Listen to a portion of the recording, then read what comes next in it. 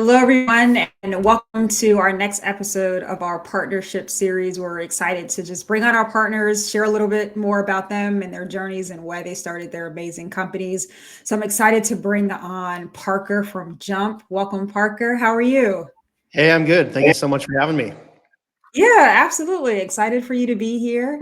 Excited to, continue to kick off these series with our amazing partners that we have so that people can learn more about all of the great work that you're doing and, why you started the companies and all the things that came with the founder journey, Absolutely. which experience, right? We just barely announced our partnership with Chip this last month. So yeah, super excited to get together today. Yeah, absolutely. Well, first things first, would love to just get a quick introduction about who you are and maybe after that too, tell us a little bit about why you started Jump. Yeah, absolutely. So I've always been interested in entrepreneurship and technology. And when I was in my undergrad at the University of Utah, I was doing different internships to try to just sort of really figure out what is starting a business like and kind of how would you go about doing that. And so the first company that I was involved in starting was actually pretty random. We had firefighters that would come to your house and sort of do a big safety inspection and then kind of give you recommendations for how to make your house more secure and safe. So Oh nothing wow, to that's do with really cool. fintech or anything. Yeah, like super random. And so I think, but I caught the bug just around using technology. At the time, that was when iPad apps were the cool new thing. And so we were building this like iPad app. And that's actually the first time that I met and started working with my now co-founder, Tim Chavez. And so we loved working together there. And then that led to a different company. That company didn't really go anywhere, but that led to a different company. Tim and I really just did a software agency. So we would make websites and other things for other companies. And then Tim went off to business school. And so I ended up at a fintech company. It was an insurance company and kind of around dental insurance. And that was in Dallas, Texas for about 5 years. And that was great. And then decided to go back to get an MBA. So was out at Stanford Business School for a few years to do that. During that time, I interned at Google Cloud. And that was really the first time that had my eyes opened about the power of AI and just seeing there's so much amazing data that's available in the world and so many great ways that we can use it, but obviously requires really powerful AI models to do that. So we were on that team building models, pre-trained models for enterprises that have lots and lots of applicants to jobs. So think of like a Marriott that might get 1 million job applicants to try to get an interview. And so they were trying to build an AI tool that would help just sort through resumes and figure out how to match open roles with the right resume. So that was a lot of fun. And then after that, I was the CEO of a big data company. So we were essentially aggregating large amounts of data and then cleaning it up using different AI techniques and then selling it to like hedge fund managers and other data scientists in other industries, which was a ton of fun. And that was the first time where I was able to really work with very large scale data. And then wrapped that up kind of end of 2022. And Tim and I had always wanted to do something again. And so the timing finally lined up for us to do a new startup. So that was kind of what led to, it's kind of a windy path, a lot of different industries, a lot of different things, but always working on building and growing something. And that was sort of what led to the beginnings of getting into Jump. And our first idea for Jump was terrible. It was let's. That's always the founder story. It's like it's just the random thing that leads to the bigger thing. I think that's always the true story. There's usually like a let's rewrite history version where it's like, oh, lightning struck the brain and I had this incredible transformative vision and then we like executed it. And I think the reality is, there's usually some twists and turns, but our original idea was so you can invest in structured notes, right? You go to a bank and they give you basically a note that says, hey, if the market goes up a certain amount, you share in the upside. But if it goes down, then you're capped. Like the downside loss is capped. And so our idea was to provide like a secondary market to be able to get out of those early, because the one thing with these notes is that you're sort of stuck in them for, you know, maybe 2 or 3 years. Turns out nobody cared about this. Nobody wanted it. So it was like not interesting at all. But we got really excited about working in financial services because of that. And so we started working on a different problem, which I always hated typing data into Salesforce or whatever CRM. It's like the worst. And then as a company leader, I hated trying to get my team to do that. And so we built this tool that would send a bot to your meeting, and it would pull all the data out of your meeting, and it would organize it and make it very easy to update your CRM after your meeting was done. And we were putting this in front of financial advisors, and so it, you know, from there just kind of took off. So there's just so many inefficiencies around preparing for client meetings. You know, you want to be present during the meeting and not worry about having to multitask, writing down everything while you're trying to really provide a great live experience for your client. And then when the meeting's done, you've got, you know, we got to go update the CRM. We've got to write a good recap email to go back to the client.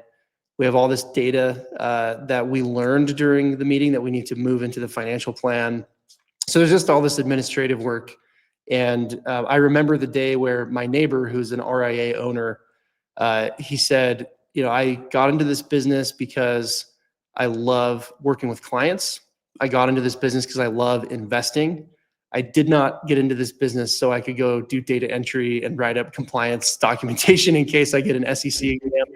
And all this note taking and everything's like the bane of my existence. And so please AI that for me so I can just go back to meeting with my clients. And so anyway, that things have kind of taken off since then, but that was the windy, twisty way that I ended up here at Jump.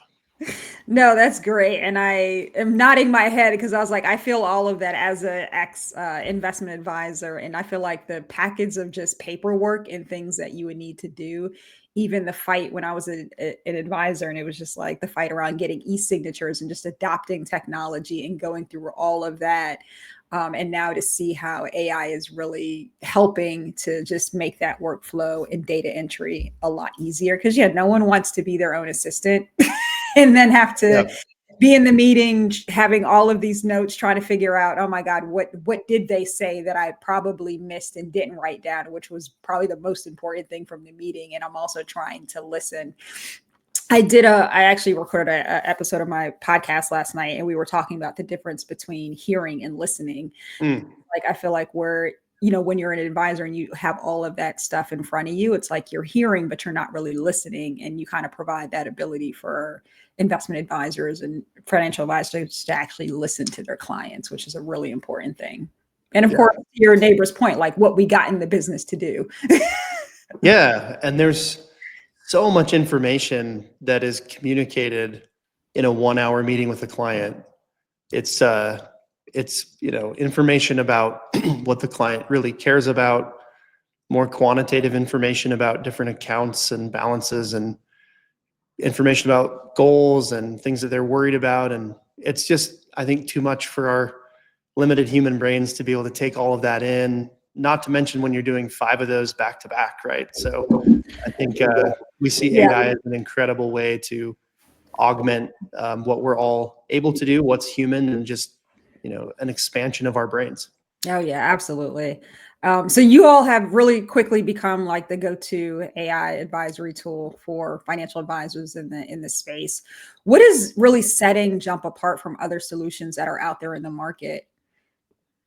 Yeah, absolutely. So we have been really excited to see the way that Jump has been adopted. And, this last month we had some surveys come out from T3, as well as Michael Kitces does a survey. And both of these surveys look at market adoption, and then they also look at satisfaction. And we were really happy to see Jump rank as #1 in terms of market adoption, as well as rank the highest in terms of satisfaction in our class. And so I think, as I've been thinking about why that is the case, I think there's a few things. The first is we only work with advisors. And so all of the workflows that we have developed are there because an advisor asked for them. And we spent a lot of time early on just hours and hours and hours one-on-one talking with advisors, trying to understand what is this workflow before, during, and after the meeting. And so I think that's the first thing. The second is advisory firms, whether it's a broker dealer affiliated or an independent RIA, they've already invested a lot into the rest of their tech stack. And so one of the things that we thought about and took very seriously when we started is we want to make sure that the AI assistant can work across all the different tools that an advisor has, the same way that if you hired a human assistant, you'd expect them to learn the rest of your software. And so I think our integrations with CRMs like Redtail and Wealthbox and Salesforce and others, as well as the way that we move data in and out, I think that's been something that's really set Jump apart. And then the third one is, we're in a highly regulated industry. A lot of these AI techniques and approaches are still, the compliance, the chief compliance officer is still in some ways trying to figure out what's the right way to safely deploy that technology, so that yes, the advisors can have a lot of great effectiveness and efficiency gains, but also that the data is safe, that the AI isn't, going to kind of improperly distribute the data that is processed by that AI model. And because we work with some of the largest broker dealers in the country, LPL, Osaic, and also some very large RIAs, and because they all have slightly different opinions about the right way to deliver this technology safely, we've developed the widest range of options for the chief compliance officer. So they can kind of go through the menu and say yes, no, yes, yes, no, and build a policy that is right for them. And then I think the last piece is we've learned that advisors all have their own unique style. Some advisors we work with, they really believe that the way they do notes is like God's gift to note giving. It's like the right way to do it. It's the only way to do it. And so even if that's not the case, every advisor has their own personal style, and they don't want those outputs to sound like a generic AI robot. They want it to sound like themselves. And so we've built all these different tools in to make it so you can customize the outputs. And I think that's been really important as well. And then of course, just right. You don't want to spend a lot of time learning a bunch of software. You want to just kind of do your work the way you like to do your work, and the software just naturally fits in there. And so we've tried to think about just making it very easy to set up and use as well. So I think those have been some of the things that have helped us. No, that's awesome. So I feel like you spent a lot of time on like navigating that adoption part and making it super easy and as seamless as possible for advisors, because it's always like we always have this shiny, like squirrel thing going on when we see technology, and it's like I need this, I need this, I need this. But in reality, once you adopt it, do I have the time to learn it, or who is going to learn it, and how I'm going to utilize it to effectively make sure it makes sense for my business, and so I keep it right. So I like that. Yeah, you took that time to do that. So what have been some of your most amazing success stories that you've heard from advisors with them being able to possibly be more present in meetings or just have more focus on their clients, or what have those been? Yeah, I'll share just 3 quick examples. So one of my favorites is one of the things that we do in Jump is we want to help advisors prepare for their next meeting. And for you to show up prepared for your meeting, what that usually looks like is going back and digging through the old notes and kind of digging through the CRM and trying to remember what did we talk about 6 months ago, getting refreshed on the situation. And that can be quite time consuming. And if you're going from one meeting to the other, it can be hard to squeeze that research in. And so one of the things that we do in Jump is we have the AI assistant pull all of the old notes and the old data points that are sitting in the CRM and other places. And we develop this briefing. And on that briefing, one of the things we have in there is it'll say conversation starters. So it'll sort of give you, hey, here are some things that you can use to really nail that first 5 to 10 minutes of the meeting, again, without having to go dig through all of your old notes.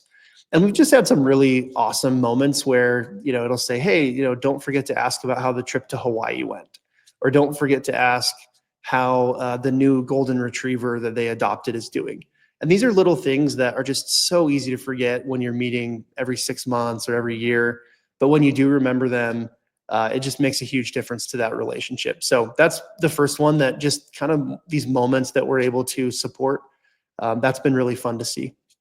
From more of a efficiency perspective, we've surveyed our own users. We've also had Some of the big broker dealers like LPL run their own studies on the usage of Jump. And it's pretty routine at this point that advisors will come back and say, I'm saving at least an hour a day. In some cases, it's 3 hours a workday. And that's really fun. And we've seen that in some cases, I'd say in about half of the cases, the advisors are choosing to reallocate that time to building up their firm. They're going out and looking for new clients, or they're delivering more services to their clients. And in other cases, they're choosing to take that time back for themselves and just head home on time on a Friday instead of hanging back to do all the documentation from the week's meetings. So that's been really fun. And then finally, that's kind of for the advisor themselves. When you start to look at the firm level, something that the chief compliance officer often stresses about is, how do we make sure we have really high quality documentation for every meeting, every advisor, every time? And so being able to just help make that very easy for the advisors and just feel better prepared for the next SEC exam, while also driving much better productivity. So we actually did we had an RIA with about 80 advisors. They did a little A/B test, and they said, okay, we're going to look at the Jump users, and then we're going to compare them to the non-Jump users. And they found that the Jump users were delivering anywhere between 20 to 50% more output and deliverables for their clients as part of client service than those that weren't on Jump. And the Jump users were also able to stay caught up when the busy season kicked into gear. So we were really excited about that, and fun to see some of those reports come back.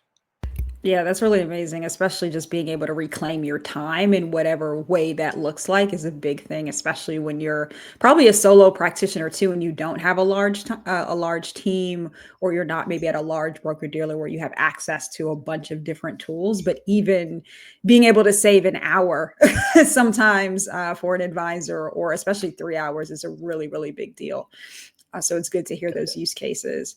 So what do you see as we start to kind of look ahead the next like 3 to 5 years out? How do you see AI really transforming the experience for advisors as they look at operations, business development, and just all sorts of things within their practice? Yeah. So I think there are a couple of things that I will hear on repeat when it comes to advisors and AI, and I'm going to give you the cliche phrases but I think they're actually true. So I think there's a reason they've become cliche so quickly. The first is, you will see some technology companies attempt to replace advisors in the same way that the robo advisors attempted to replace advisors.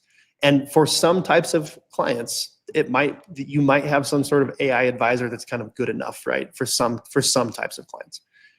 But I think what's more interesting is there's a human element to financial planning, to advice, to investment management that will always, I think, as humans, when we're dealing with some of these decisions that are very critical, very important, financial freedom, financial security, planning for our kids' college, planning for a legacy we might want to leave behind, there's a human element that's not going to go away. And so we get really excited about, how do we use AI as more of an Iron Man suit to help advisors do more than they otherwise could have, versus trying to replace with some kind of AI advisor Terminator or Wall-E or something like that. So we get much more excited about that. And then the other cliche that you'll always hear is, you won't get replaced by AI as an advisor, but you might start losing out to another advisor who is using AI better than you are. And I actually do think, not to be dramatic, but I do think that is true. So I just think that AI is going to be a part of everything we do, in the same way that mobile is, in the same way that the internet is, right? It's one of these technologies it is going to change everything bit by bit. And so no time like the present to start getting comfortable with using those tools. Oh yeah, it's all about, quick adoption, at least a general basis of understanding and realizing that you need to work with it. It is your friend. Yeah, that's right. Yeah, it's like, when you said Wally, I was like, had this flashback of the movie of him when he was like wandering whatever park that was with all the other things that he's like trying to find himself and all of that. But it's that efficiency of being able to scale faster with utilizing technology, AI, versus trying to fight it, run away from it, And then when it gets to the point where it's commonplace now, but it's going to be even more commonplace in the next 1, 2, 3 years. And you're going to then be forced to figure it out. And you don't want to be working on something when it's in that force mode, as opposed to being able to be a little bit more proactive, to your point. I think that's right. Yeah, excited about that. But from a entrepreneurial founder perspective, what were some challenges that you had as you were, scaling Jump and getting to those, award-winning space that you're in now, and maybe some milestones that you were really excited about? Yeah. So this time last year, we were still 3 co-founders, and we're today close to 70 team members. So I think just, and at the same time, this time last year, we had a handful of customers. Now we're working with over 6,000 advisors. And so, we haven't gotten a lot of sleep in this last year. It's been really, by the way, I'm not complaining at all. It's a great, it's the best problem to have as an entrepreneur. I hear naps are good, allegedly, Yeah, naps, sometimes unintentional naps, but yeah. So I think it's just been both very rewarding, but also very intense to just try to keep up with demand. And I think for us, because it's a new category, there's a lot of excitement. There's a lot of interest from, very tiny solo RIAs all the way up to the largest firms in the industry. We've just been trying to keep up. And I think, the real challenge there is when things are moving very quickly, the temptation is to just add people to the team. And what you want to do is be a little bit more patient and make sure that you find the best possible team member that you can, and not kind of lower your bar for the kind of team that you're trying to build from a skill perspective as well as from a culture perspective. And so I think that's been, there have been times where we've just had to wear a lot of hats and do a lot of work because we're still looking for the right team member to add. So I think that's been really interesting. But overall, it's been really fun and a great journey, and kind of, this is what I've wanted to do for a long time, is build a fast growing tech company. And so it feels great to have something that's doing really well, but it's doing well because we're able to help our advisor customers thrive in some way. Yeah, that's awesome. And always a part of like the overarching story. So as we go to close out, what would your, best advice be to advisors who are trying to navigate the AI space and trying to like wrap their heads around it, and also just start to utilize it more, for operational and business development purposes? Yeah. So we did a webinar with Vetify a few months ago, and as a part of that, we polled the audience. I think there were probably 400 advisors that were in attendance, and we asked them, what has held you back from adopting AI in your firm? And the number one reason was they were intimidated by just sort of not understanding how AI works or how they could actually use it. And then the number 2 concern was, will my compliance be okay with it, right? Can I do it safely?